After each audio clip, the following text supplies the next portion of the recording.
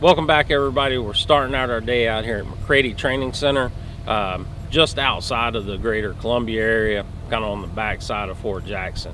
Now, this is a unique training area, and we're going to take you around and show you why.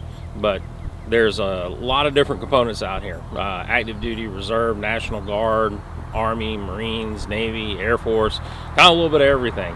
And so we're going to take you around, show you a couple of spots, and show why this is such a unique training facility. And we're going to start out with the building right here behind me, the 218th RTI. This is where a lot of your schools, or also known as the schoolhouse, but a lot of education and school stuff goes on here for leadership courses, reclass courses. So we're going to step in the main area, take a quick look around, explain a little bit more about it, show you what it's all about.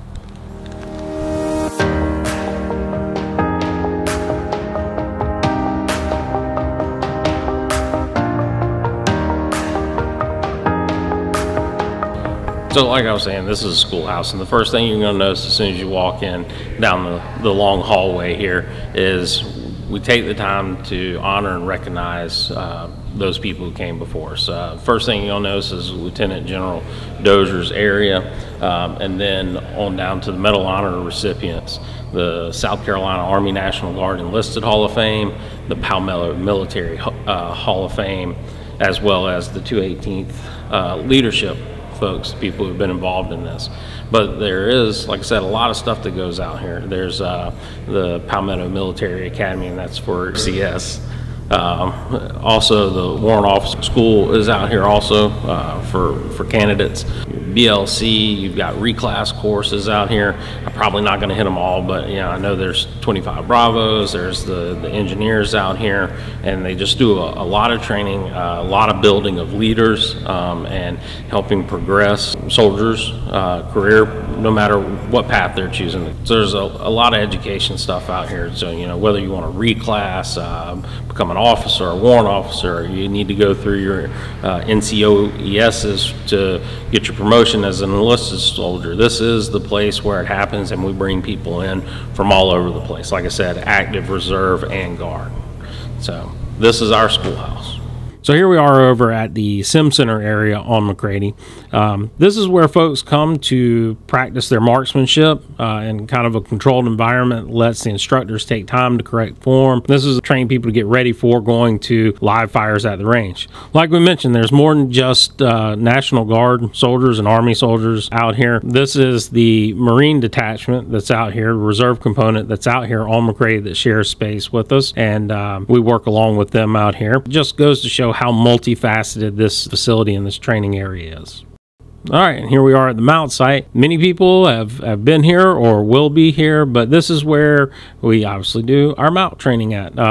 And we do other events out here. It's been used for Best Warrior competitions. The medics use this. So this is a really versatile site that allows for some real-world type training, scenarios, and simulations. As we continue to move through McCrady Training Center, you can see there's full facilities out here, PT area, tracks. As we head down this way, we have a USO out here on McCrady Training Center. All right, and as we pass through here, we can see this is where we were talking about the RTI and some of the courses and stuff, but this is an area that our PMA, our OCS class people who want to become officers, they utilize this. This is kind of where they kick off their training each year going into a new class. So if you've ever been out near McCrady Training Center, you might notice a lot of big vehicles and stuff sitting over the side. That's the UTES area. They do a lot of the preventive maintenance and maintenance when these larger vehicles need to be maintained, but they're one of the units out here that kind of helps keep the guard running, especially when we're talking about our bigger vehicles and stuff, paladins, tanks, things of that nature. So we are currently at McEntire Joint National Guard Base, and we are on the Air National Guard side, and we're going to take you on a little tour of some of the key facilities that are on this base. So let's go.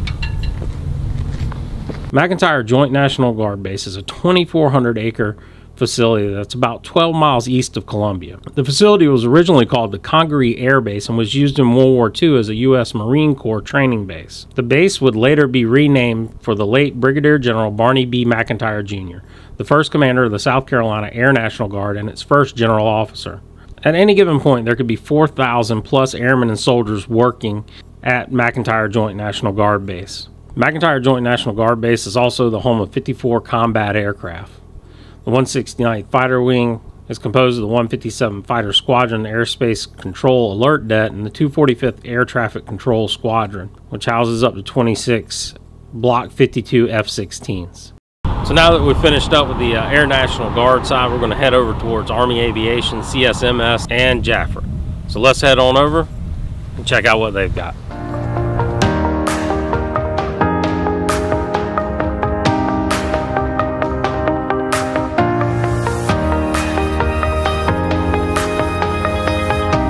Now that we've reached the other side of McEntire Joint National Guard Base, we can take a look at the South Carolina Army National Guard Aviation Complex, which houses both Apache and Black Hawk helicopters. Along with combat and support helicopters, there is also a medevac detachment housed in the South Carolina Army National Guard Aviation Facility. Just down from the South Carolina National Guard Army Aviation Facility is the Joint Armed Forces Reserve Center, also known as the JAFRC. The significant part of this building is this is where most of the state's IMRXs and SRPs are done, as well as there's several units that use this as a drilling location. As we move down from the JAFRC, we'll see the CSMS. This is where most of the maintenance is done. These are the folks who work on Humvees and small engine repair and computer systems. And there's just list on and on amount of personnel that work in this facility here that do repairs, make sure things are operational and up and running for us on a regular basis. So now that the day is coming to an end, we've taken you along the journey with us to McCrady Training Center as well as McEntire, and we are currently at the TAG complex. And now we're going to take you around to the different facilities that this site has to offer. So down in this area is where R&R, or Recruiting and Retention, is headquartered, and they are the headquarters for all the recruiters in the state of South Carolina, as well as RSP. And over here is the warehouse area of the facility, and this is where all of your equipment comes into. When you receive items from your unit that are issued to you, this is where they come from, is from the warehouse down at the TAG complex. Right next to the warehouse is the J6, and the J6 is all of our IT personnel that help with any computer issues or connectivity communication within the state. Next to the J6 is the USPFO, and it is the location where they handle contracting, finances, military pay, and all other different support elements that help soldiers throughout the state of South Carolina. Next, we have the South Carolina Military Museum, and they are not a part of the South Carolina National Guard, but they are part of the South Carolina Military Department, and they house the military history of South Carolina. Right next to the South Carolina Military Museum is the Bluff Road Armory, which is where Joint Force Headquarters is located.